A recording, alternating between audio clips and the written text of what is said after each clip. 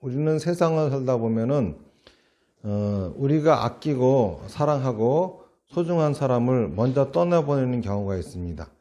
그런 경우에 많은 상처를 받게 되죠. 이런 것들을 어떻게 처리해야 되는지 이런 부분입니다. 그러면 타인의 죽음이라고 한 거는 곧 뭘 의미를 하는 걸까요? 우리의 탄생을 보면은 먼저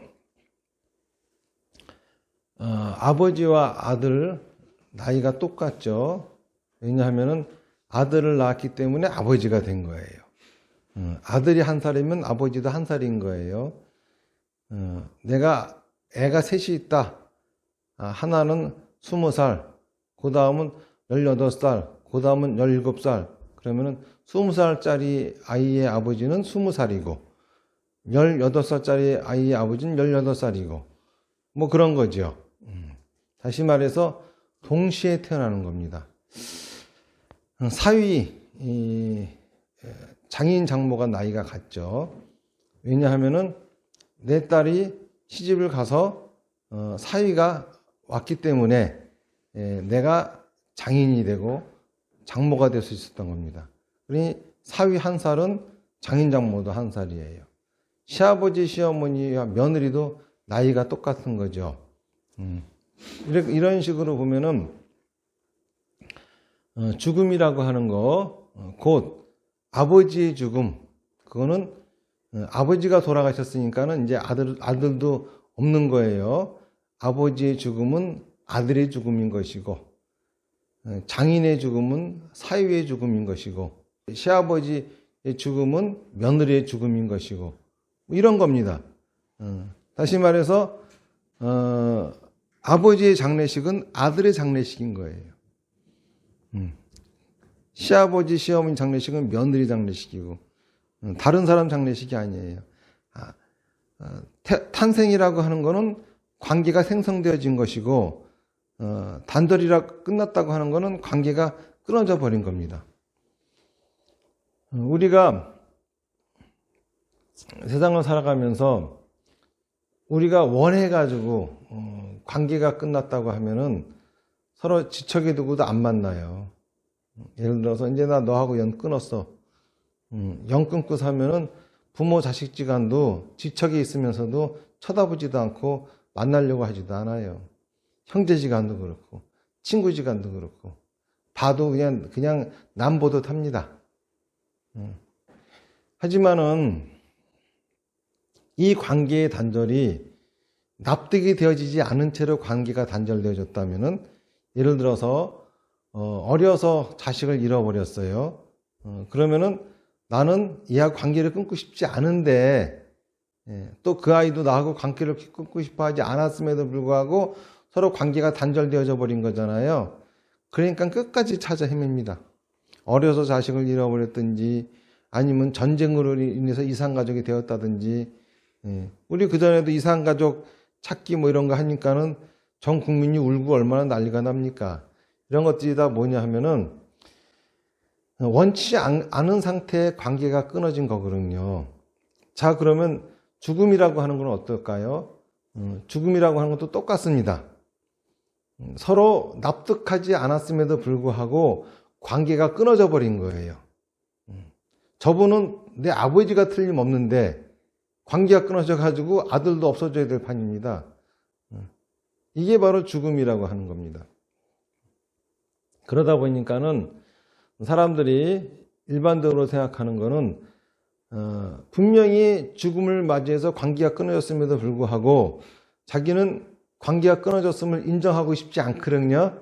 그러니까 이제 생각하는 게 뭐냐면은 언젠간 다시 만날 수 있어, 이런 생각을 합니다. 그렇기 때문에 죽은 사람은 아마 사후 세계에 있을 거야.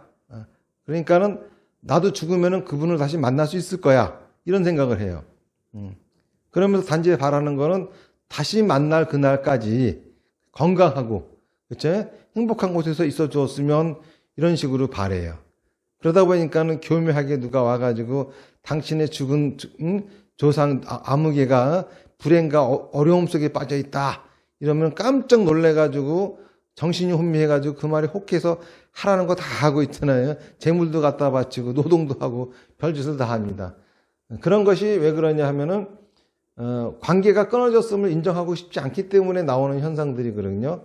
그 관계가 끊어졌음을 받아들이지 않으려고 하는 데서부터 나오는 거거든요. 심지어는 우리 부모님이 기독교 믿었기 때문에 천국 계셔.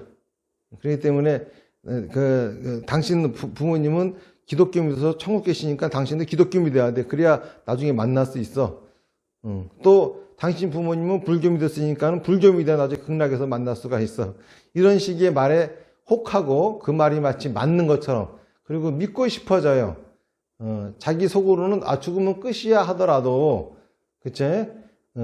이제까지 같이 만났던 사람들에게 관계는 끝내고 싶지 않다 보니까는 그런 말들을 믿고 싶어 해요. 그러면서 이제 종교라고 하는 것도 그런 식으로 접근을 하면서 그렇죠? 장례식이나 이런 걸 통해 가지고 그런 식으로 접근해 가지고 종교를 갖게 되는 경우도 있고 그렇습니다. 그런데 저번 주에 말씀드렸다시피 사실은 사후세계가 있는지 없는지 우리는 잘 몰라요. 그리고 죽고 난 다음에 진짜 죽은 그분이 영혼이 돼가지고 거기 있을지 없을지 이런 건 잘 몰라요. 아무것도 없지만 막연하게 우리 속에 남아있는 거는 관계가 끊어지는 것을 원치 않기 때문에 그 관계가 더 지속되어지기를 바라기 때문에 나오는 그쵸? 심리적인 그러한 현상들이죠. 그리고 그거는 어쩔 수 없습니다. 그 누구도 여기서 벗어날 수 없어요. 아무리 위대한 성인이라 하더라도 자기가 가장 아끼고 사랑하는 사람이 죽었으면은 다시 만나기를 원하지 강제적으로 서로 관계가 단절되어졌기 때문에 언젠가 다시 만날 수 있다고 하는 희망과 기대를 갖기를 원하지 그 희망조차 없어지기를 원하는 사람은 그 누구도 없어요. 자, 그러면은 이 모든 거는 그렇죠? 죽은 사람은 우리가 만날 수 없다. 지금은 만날 수 없지만은 언젠가는 만날 수 있다라고 하는 희망 갖는 것도 지금은 만날 수 없다. 살아서 지금은 만날 수 없다라고 하는 거를 그렇게 생각하기 때문에 그런 현상들이 일어나는 거잖아요. 그런데 죽었다 하더라도 지금 만날 수 있다. 아무리 죽은 사람이라 하더라도 그 죽은 사람을 우리가 지금 이 자리에서 함께 만나서 살아갈 수 있다라고 한다고 하면은 그런 거에 휘달리고 그쵸? 그런 말에 혹해가지고 뭐 그럴지는 않지 않겠느냐라는 겁니다. 자, 그러면은 죽은 사람을 지금 만날 수 있다라고 하는 게 뭐냐라고 하는 거예요. 귀신이 돼가지고 나타나가지고 이렇게 찾아와가지고 만난다.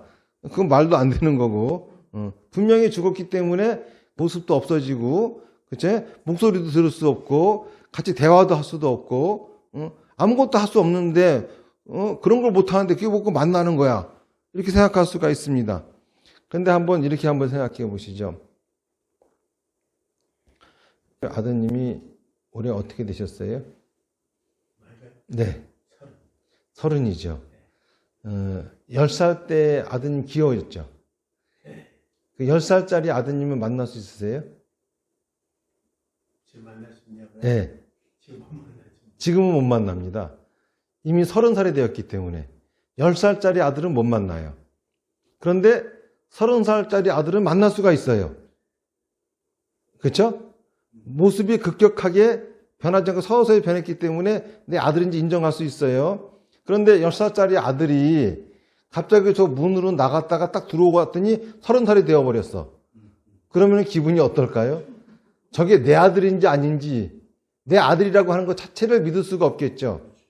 왜? 모습이 갑작스럽게 변했기 때문입니다. 똑같습니다. 사람이 살아있어요. 그 사람이 죽었습니다. 이건 뭐죠? 모습이 급격하게 변한 것 뿐이지 관계가 끊어진 건 아니에요. 모습이 너무 급격하게 변했기 때문에 우리는 그쵸? 그 변한 그 모습을 받아들일 수 없는 것 뿐이라고요. 돌아가신 채로 죽은 채로 만날 수 있어요. 그런데 우리는 죽은 채로 만난다 하니까는 살아있는 채로 만나는 생각을 자꾸 해요.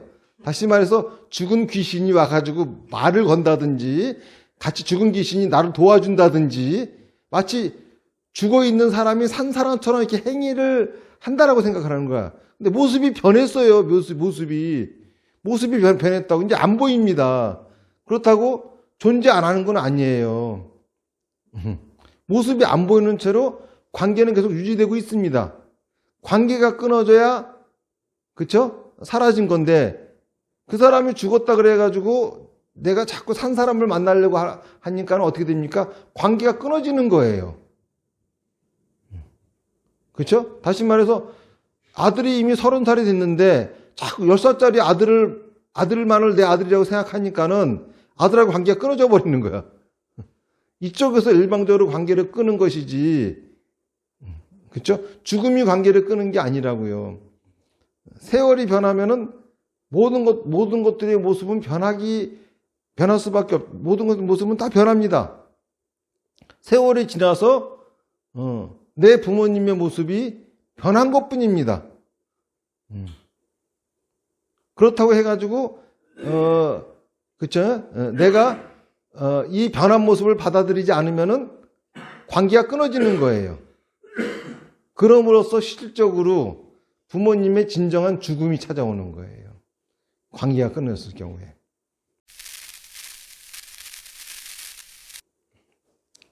그래서 우리 조상들은 참 현명했어요.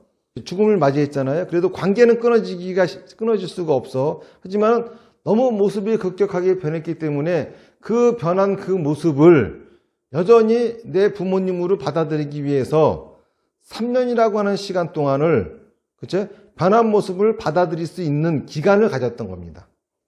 이거를 상중제례다 이렇게 얘기를 합니다. 물론 이 상중제례 방식은 우리나라 조선시대에는 유교의 방식이었어요. 유교의 교리에 의하면은 사람은 죽으면은 혼백이 빠져나오는 거예요. 그래서 이제 백은 그냥 육신에 묻어 있고 혼이 빠져나갑니다. 혼이 빠져가지고 어디로 가냐 하면은 이 인간의 수명을 관장하는 칠성한테 갑니다. 북두칠성한테. 그러니까 이 북쪽에 인간의 목숨을 주관하는 신이 있어요. 그러니까 이제 사람이 죽으면은 죽은 사람 위쪽 오리를 들고 지붕 위로 올라갑니다. 그래가지고 주소를 대고 죽은 사람 이름을 대요. 죽은 사람의 생년월일과 무슨 생 아무개요 하고 주소를 댑니다. 그런 다음에 복이라고 외쳐요. 이건 복은 돌아오라, 다시 돌아와라. 혼을 부르는 겁니다. 이거를 고복이라 하기도 하고 또 초혼이라고 하기도 해요. 혼을 다시 부른다. 그러고 난 다음에 돌아가신 분의 몸은 칠성판에다 눕혀놓고, 그렇죠? 그리고 이런 거죠.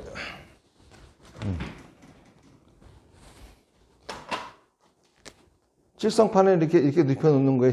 시신을 묶어놓고. 그리고 여기다가 이제 평풍을 치죠. 평풍을 치고 여기다가 그 초하고 향을 놔요. 음식은 놓는 거 아니에요. 왜냐하면은 요 초하고 향은 뭐냐 하면은 신한테 기원하는 겁니다. 다시 살아 돌아오기를. 다시 돌아오기를. 그러면서 기다리는 거예요. 다시 살아오라고. 이때는 이제 분상을 가는 게 아니에요. 분상을 받는 것도 아니고 상복을 입는 것도 아닙니다. 저때 상복을 입고 분상 가면 옛날 같으면 맞아 죽을 일입니다. 마치 그 사람이 죽음을 기다렸다는 듯이 옷부터 갈아입어. 근데 요즘은 무슨 장례 지도사, 그 사람들이 뭐 하는 사람들인지 몰라요. 그 사람들이 더 망가뜨렸나 그냥. 죽자마자 요즘은 있잖아요. 의사 선생님이 죽었다 그러면 죽어야 돼. 사망 선고 떨어지면 다시는 살 수가 없어. 바로 그냥 냉동실에 집어넣어 버립니다. 살아날 가능성이 없어요. 근데 옛날은 안 그랬어요. 옛날은 실온에다가 보관을 하면서 다시 살아나기를 다 바랬습니다. 그렇게 했음에도 불구하고 살아나지 않았다. 그러면은 이제 산 사람하고의 관계는 끊고 죽은 사람하고의 새로운 연을 맺어야 됩니다. 그러려면은 이제 사람들한테 알리는 거죠. 이분이 돌아가셨고 여러분들도 이분하고의 산 사람의 인연은 끊고 죽은 사람하고 새로운 인연을 맺을 준비를 하세요. 그래서 이제 알리는 거예요. 이분하고 알던 분들한테. 그러면 그분들이 다 인사를 하러 오는 거예요. 그러면 이제 돌아가신 거를 인정하게 되면은 먼저 입관을 해요. 관에다 넣어요. 관에다 넣은 다음에 그 다음에 이제 성복제라고 하는 제사를 지내서 음식을 차려놓고 그 음식은 그쵸? 내리지를 않는 거죠. 지금 유교식입니다. 불교식이 아니에요. 유교식 얘기하는 거예요. 그러면서 이제 문상을 받아요. 문상을 받고 난 다음에 더 이상 문상이 올 사람이 없으면은 이제 연결식을 하죠. 그리고 이제 관을 냅니다. 관을 밖으로 내면서 상유가 출발할 적에 발인제를 지내고 지나가다가 또 문상객을 만나면 노제를 지내고 장지에 가가지고 평토제가 산신제 이런 걸 지내고 난 다음에 그 다음에 이제 집으로 돌아와요. 집으로 돌아오면은 괴연이라고 하는 거를 만들어 놉니다. 흔히 상청이라고 해요. 대청 마루에다가 거기 이제 그 전까지만 하더라도 위패가 없이 혼백이 다녔거든요. 그런데 여기다 이제 위패를 만드는 거야. 원래 이 위패라고 하는 거는 사람이 죽으면은 이름이 남고 호랑이는 죽으면 가죽이 남단 말이 있잖아요. 그런 것처럼 사람이 죽으면 그 사람 이름만 남기 때문에 이름을 허공에 떠돌게 하면 안 돼. 그래서 죽은 사람은 몸이 없어졌으니까 몸을 만들어주는 거예요. 위패거든요. 그런데 처음에 상청에다가 이제 위패를 임시 위패를 만들어줘요. 이제 지방 같은 거로 하는 거죠. 임시 위패를 만들어 가지고 거기서부터 이제 제를 지내는데 이때부터 상중제례, 살아있는 사람과의 새로운 연을 일으키는 의식이 시작이 되는 거예요. 반원제를 지내고 나서 바로 그 다음날 지내는 의식이 초우제, 그 다음날이 이우제, 그 다음날이 사무제를 지냅니다. 이걸 우제라 그래요. 3번을 지냅니다. 이때는 제사만 지내는 게 아니라 꼭 그 장지에 가가지고 묘를 돌봐야 됩니다.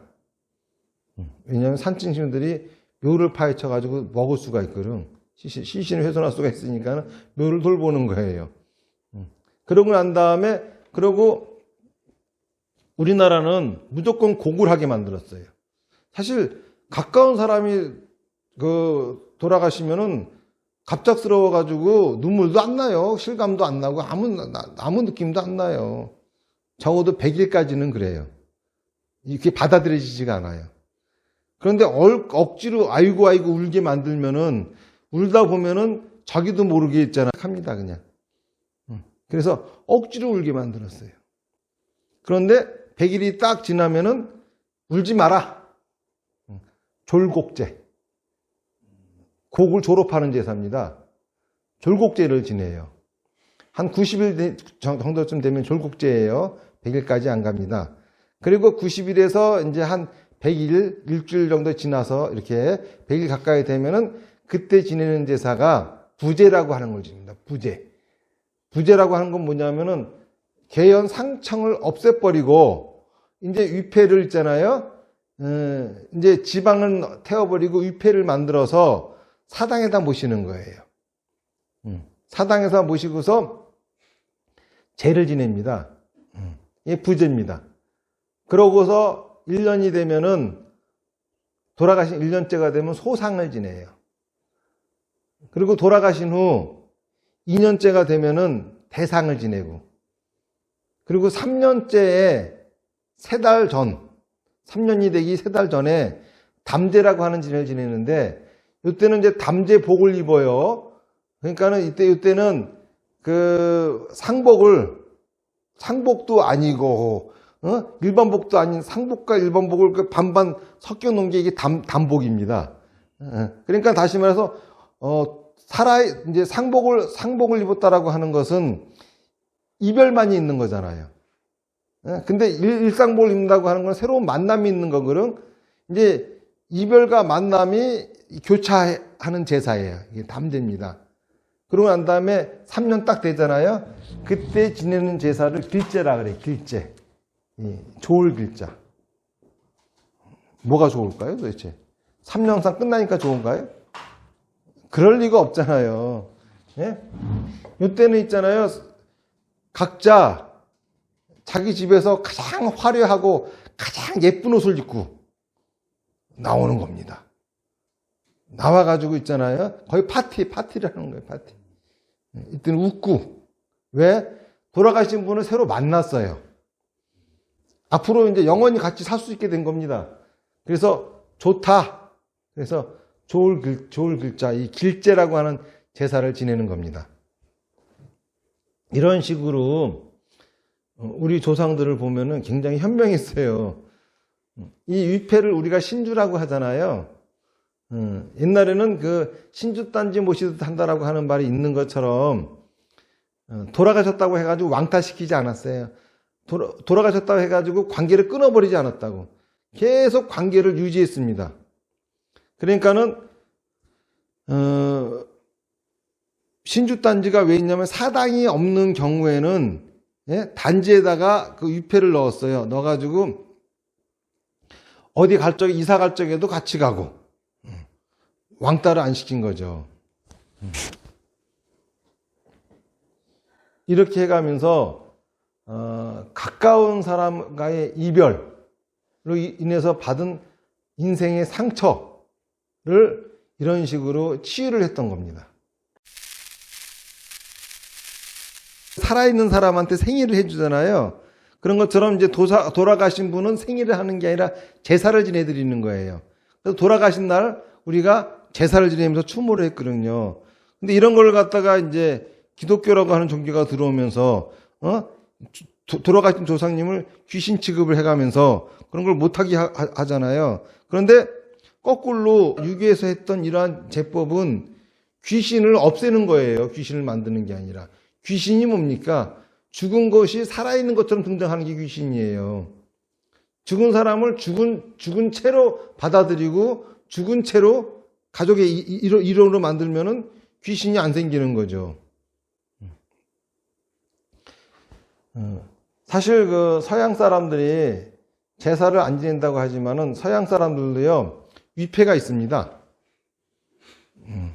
저희 그 서양 사람들은 묘지를 어디다 쓰냐 하면은 자기 집 마당에다 묘지를 써요. 마당이 넓지 않고 가난한 사람들은 그렇기 때문에 공동묘지 있잖아요. 공동묘지에 쓰는데 공동묘지가 마을 한가운데 있습니다. 마을 한가운데. 그리고 그 사람들은 이 묘지에 가면은 이 묘비가 있잖아요. 묘비에 이름이 써 있어요. 죽은 사람 이름이. 자, 그러면은 이 사람들이 추모할 적에 꽃을 놓을 적에 묘비에다 놓습니까? 아니면 무덤에다 놓습니까? 영화 같은 거 보셨으면은, 그쵸? 또 서양 사람들이 어떻게 하는지 보셨으면 아마, 기억이 나실 거예요. 꼭 묘비에다가 이렇게 꽃을 놔요. 묘비가 뭐냐 하면 이 사람들은 이름을 적어놓은 패입니다, 그게. 근데 우리나라는 유교 영향으로 인해가지고 풍수가 좋은 곳에다 무덤을 쓰기 때문에 무덤은 깊은 산중이나 이런 데 있어요. 그렇기 때문에 거기에 있는 묘비는, 우리나라 묘비는 위패가 아니라 그냥 그 묘지임을 알리는, 그제? 묘비입니다, 진짜. 그러니까 따로 집에다가 위패를 써가지고 춤을 했던 거죠. 그들도 똑같아요. 서양 사람들도 죽은 사람을 인해서 받은 상처를 치유하는 방법으로서 집 가까이 무덤을 쓰고 묘비를 만들어 놓고, 그쵸? 수시로 찾아갑니다. 시도 때도 없이 찾아가가지고 꽃도 놓고 대화도 하고, 다시 말해서 돌아가신 분을 돌아가신 채로 받아들이는 거잖아요. 묘지를 자꾸 가서 봄으로써, 그쵸? 내 가족은 지금 이런 모습으로 있어. 가서 대화도 하고, 좋은 일이 있으면 가서 얘기도 하고, 그쵸? 뭐, 맛있는 것도 있으면 같이 또, 거기가 놀기도 하고, 자기도 하고, 애들 데리고 와가지고, 그냥, 배드민턴 치고 놀고, 자전거 타고 하면서, 저기 할아버지 계시다, 할머니 계시다, 이래가면서, 이게 얼마나 좋은 문화입니까? 우리나라도 옛날에는 집집마다 사당이 있어서 그랬어요.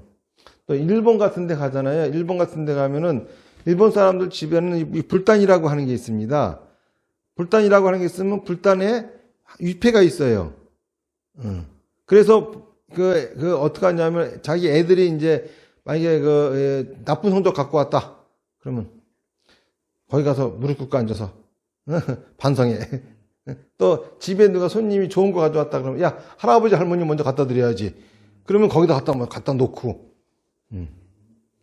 얼마나 좋은 문화예요. 죽었어도 왕따를 안 당합니다. 우리나라도 그랬어요. 죽었다고 왕따 당하지 않았어요. 근데 이런 문화가 싹 사라져버린 지금 현대인들한테는 가장 뭐가 문제냐 하면은 죽은 사람으로 인한 상처가 영원히 남아요. 지워지지 않습니다. 몸에 난 상처는 일정한 시간이 지나면 자연적으로 치유가 되어지는데 죽은 사람으로 인해서 받은 상처는 아무리 세월이 지나도 치유가 되어지질 않습니다. 계속 남아있게 돼요. 그것이 자꾸 인생에 영향을 줍니다. 그래가지고 뭔 일이 좀 안 된다 싶으면은 혹시 내가 그래서 그랬나 저래서 그랬나. 그리고 참 희한한 게 제대로의 상중제례를 안 하면은 처음에 돌아갔을 적에는 아무렇지도 않다가 이게 1년 2년 지나면서 서서히 가슴에 와요. 그러면서 나도 모르게 어딘가에 상처로 계속 남아 있습니다. 못해드린 것도 가슴 아프고 이래서 가슴 아프고 저래서 가슴 아프고 그래요.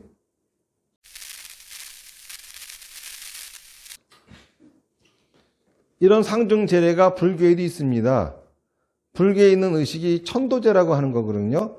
사실 요즘은 천도제 그러면은 사람들이 무슨 네 조상 좋은 데 못 갔어. 그러니까 천도해야 돼. 이런 식의 조상이 9천을 떠돌아 이런 식의 얘기를 하는데 불교 교리에서는 그런 일이 있을 수가 없어요. 왜냐하면 3년 지나면은 반드시 어디론가 태어나기 때문에 윤회를 하기 때문에 있잖아요. 9천을 떠돌 귀신이 없어요.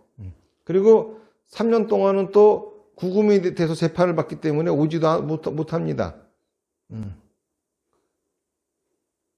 그게 이제 그런 상태에서 뭘 천도를 지냅니까? 그런데 불교에서 이 천도제라고 하는 거는 죽어서 3년 동안 10명의 왕에게 재판을 받는데 7일에 한 번씩 받고 100일째 한 번 받고 1년째 한 번 받고 3년째 한 번 받는다. 요 때마다 제사를 지내는 겁니다. 제사를 지내면서 돌아가신 분에게 재판 판결이 잘 날 수 있게끔 우리가 대신 공덕을 쌓아드리는 일을 하는 거죠. 자, 이런 의미이긴 하지만은 진짜 의미는 뭐냐 하면은 이런 제사를 지냄으로써 돌아가신 분의 죽음을 내가 받아들여서 그렇죠? 돌아가신 채로 가족의 일원으로서 같이 살아갈 수 있는 그러한 거를 맞이하는 거죠. 그래서 저는 저희 절에서 49제를 지낸다. 그러면 반드시 편지를 써가지고 오게 합니다. 그러면은 그 영정 앞에서 편지를 읽어요. 그럼 형제가 있으면 형은 아버지를 어머니를 저렇게 생각했었구나. 각자 자기들이 만나는 부모는 다른 부모이 똑같은 부모일 수가 없어요. 그때 처음으로 우리 형의 부모님은 어땠는지 내 동생의 부모님은 어땠는지를 알게 됩니다. 그러면서 오해도 풀어지기도 하고 그렇죠? 그러면서 각자 자기 부모님으로 받은 상처가 치유가 돼요. 일주일마다 한 번씩 편지를 써야 되기 때문에 이 사람들은 항상 생각을 합니다. 무슨 말을 해야 할까? 처음에는 섭섭한 거면 별의별 얘기 다 나와요. 그러다 나중에 이제 끝날 때쯤 되면은요, 드디어 이렇게 받아들여져 가지고, 살아있을 때보다 더 이게 소통이 잘 되는가 봐요. 하기야, 돌아가시면은 내가 일방적으로 말하면은 끝이니까는, 소통은 더 잘 되는 데 있죠. 마치 잘 들어주신 것 같고. 이렇게 함으로써 우리가 돌아가신 나보다 먼저 간 가족들 또 나보다 먼저 간 사랑하는 사람들로 인해서 받은 상처 그거를 치유할 수가 있는 겁니다.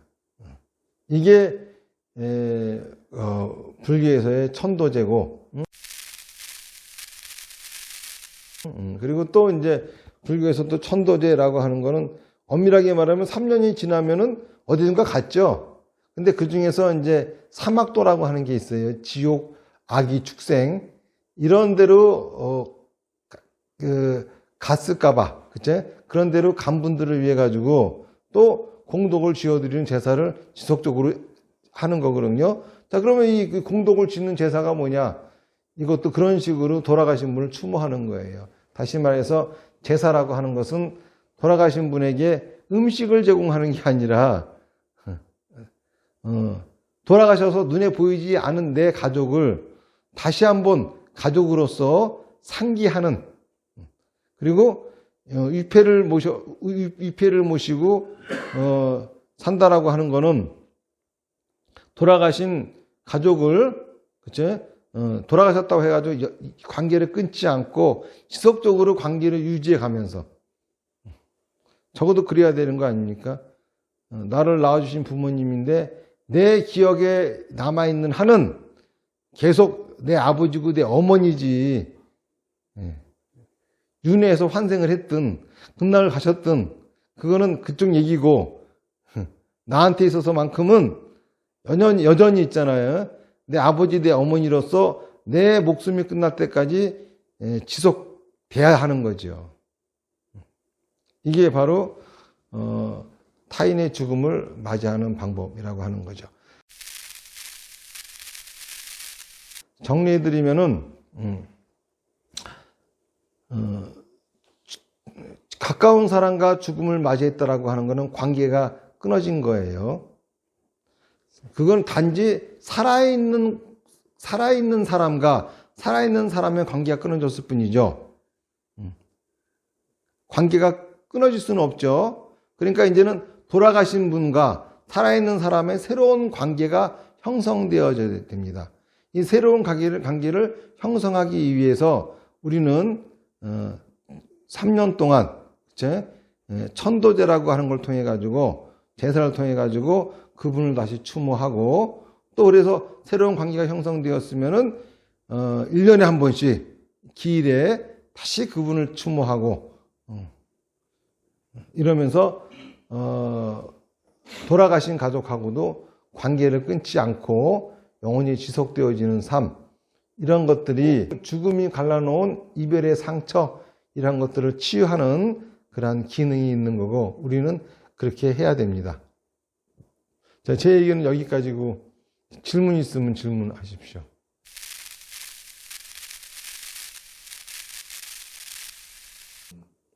이제 그거는 돌아가신 분의 모습을 인정을 하기 위해서 하는 거는 3년간의 상중제례고, 그 다음부터는 이제 내 가족이 되었잖아요. 그러면 그 가족을 기억을 해야 될 거 아니야. 그쵸? 우리가 가족이었으면은 그 생일날마다 우리가 같이 만나서 생일을 축하하잖아요. 그렇죠? 그러면 제사라고 하는 것은 새로운 관계가 형성되어진 축하하는 날이야. 무슨 말인지 아시겠죠? 새로운 탄생이 시작된 날이라고. 이별의 날이 아니라 새로운 만남의 날이라고. 새로운 만남의 날을 기념하기 위해서 우리는 제사를 지내는 거예요. 알겠어요? 살아있는 사람과 살아있는 사람의 관계는 끝났잖아요. 이별했어요. 그런데 죽은 사람과 살아있는 사람이 새로 만났잖아. 네? 새로운 관계가 탄생을 했잖아. 그쵸? 언제? 돌아가신 그 날이 탄생되어진 날이거든. 그렇기 때문에 생일은 살아있는 사람이 태어난 날이고, 제사는 죽은 사람이 태어난 날이에요. 죽은 사람의 생일이라고. 그런데도 어떤 멍청한 사람은 죽은 사람 생일까지 해주려고 그래, 또. 환장하겠어, 내가. 그것만 끝나지 않아요. 뭐, 죽은 사람이 있잖아요. 죽었는데 이제 환갑이에요.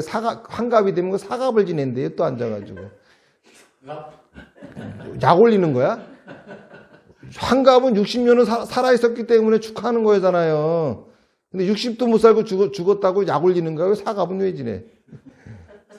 별의별 거지 같은 문화 다 만들어내가지고, 제사나 제대로 지내지, 제사는 지내지도 않으면서 또 생일까지 챙겨요, 또. 그리고 더 죽은 사람 추모하는 방식을 더 복잡하고, 산 사람 괴롭히는 짓거리면 골라가면서 해. 근데 딱 불교에서는 딱 정해져 있잖아요. 그리고 저희 그 불교에서는요, 제사상 차릴 적에 음식 놓는 거 아니에요. 음식이라고 하는 거는, 그러니까 떡, 과일 이런 거 말고요, 살아있는 사람 밥상 차리듯이, 유교에서는 그렇게 차리잖아요. 이거를 차리게 되면 불교에서는 귀신을 먹이는 거야. 죽은 사람이 산 사람처럼, 그러면 못 쓰는 거라고. 원래 나물이고 이런 거 밥 안 넣는 거예요. 부처님한테 공양 올리듯이 떡, 과일만 올리는 거예요. 꽃이나 이런 걸로. 그렇죠? 다시 말해서 죽은 사람이 부처님한테 공양을 올리는 날이지, 죽은 사람이 뭘 먹는 날이 아니라고. 죽은 사람이 뭘 먹으면은 그 귀신이란 소리 아니야. 그런데 절에서 있잖아요. 그 제사 지내달라 그러면 나물도 놓고 그래요. 이거는 왜 생긴 거냐 하면은 조선시대 때 불교가 탄압을 받았어요. 유생들 비유마시려니까는 그렇게 해야 되는데, 이것도 배알이 꼴리거든요. 그러니까는 거의 반항을 하겠다고 해가지고 간학이 없기. 그래서 간을 못하게 해. 그렇죠? 그리고 또 부처님 앞에 안 차리고 저 옆에다 차려, 옆에다. 요즘은 또 그걸 좋다고들 해요. 또 그렇게 안 해주면 또 싫대요, 또. 아유, 나 참. 그게 바로 귀신 부르는 짓거리거든. 왜 죽은 사람을 귀신을 만들어요? 그렇죠? 자기 조상이 귀신이 되면 그렇게 좋아? 불교에서는 돌아가신 분의 기일날, 돌아가신 분의 이름으로 부처님에게 불공을 올리는 거거든. 그래서 옛날에는 음식을 잔뜩 차렸던 거는 배고픈 사람 먹이려고 차렸던 거예요. 산 사람 먹으려고 한 게 아니라. 그러니까 원래 이 제사나 모든 의미, 예? 진정한 의미는 사실은 종교들마다 자기들 교리를 떠두고 있지만은 이 교리를 떠나가지고 진정으로 그 안에 담겨 있는 뜻은 산 사람과 이별하고 죽은 사람과 다시 재회를 해서 가족의 일원으로서 같이 살아가는 그러한 것들을 유교나 불교나 기독교나 다 있는 겁니다. 그런데 왜 한국에 들어와서는, 그치? 그걸 그 기독교인들이 못하게 하냐고. 서양 기독교는 다 하는데. 안 그렇습니까? 그날 모여서 뭐 찬송가 부르고 하면 그것도 제사지, 그건 제사 아닌가? 그렇게.